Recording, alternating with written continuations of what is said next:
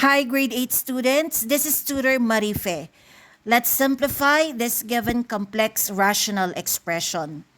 A complex rational expression is a rational expression in which the numerator and or the denominator contains a rational or fractional expression.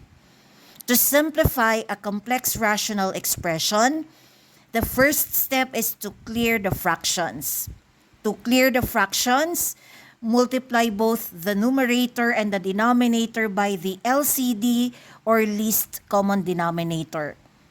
In this given problem, the LCD is x. So we multiply the numerator by x, also multiply the denominator by x.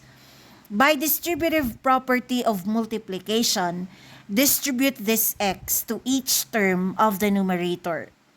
The numerator has two terms separated by a minus sign. Multiply x by the first term 2. That's 2 times x equals 2x. Multiply x by the second term, which is the rational expression. That's 4x minus 3 over x times x. Cancel out the x's. This expression, 4x minus 3, remains as the product. Enclose the product with parentheses because it is preceded by a minus sign which applies to the whole expression. Similarly, distribute the x to each term of the denominator by application of distributive property of multiplication. The denominator has two terms separated by a plus sign. Multiply x by the first term 4. That's 4 times x equals 4x. Multiply x by the second term, which is the rational expression. That's x minus 1 over x times x. Cancel out the x's. This expression x minus 1 remains as the product. Let's also enclose the product with parentheses. We now have 2x minus quantity 4x minus 3 all over 4x plus quantity x minus 1. When removing parentheses preceded by a minus sign, change the sign of the terms inside the parentheses. Copy 2x, change 4x to negative 4x, change negative 3 to positive 3. When removing parentheses preceded by a plus sign, retain the sign of the terms inside the parentheses. Copy 4x, retain positive x, retain negative 1. We now have 2x minus 4x plus 3 all over 4x plus x minus 1.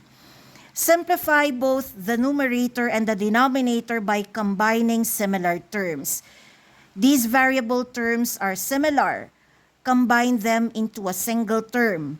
2x minus 4x equals negative 2x, then copy plus 3. These variable terms are also similar terms. Combine them into a single term. 4x plus x equals 5x, then copy minus 1. The simplest form of this given complex rational expression is negative 2x plus 3 all over 5x minus 1. We can also derive this equivalent expression of this answer by factoring out the negative sign of the numerator. When we factor out the negative sign, we have to change the sign of the terms of the numerator. Negative 2x becomes positive 2x, positive 3 becomes negative 3. This expression is equivalent to negative 2x minus 3 all over 5x minus 1. Either of these expressions is the simplest form of this complex rational expression.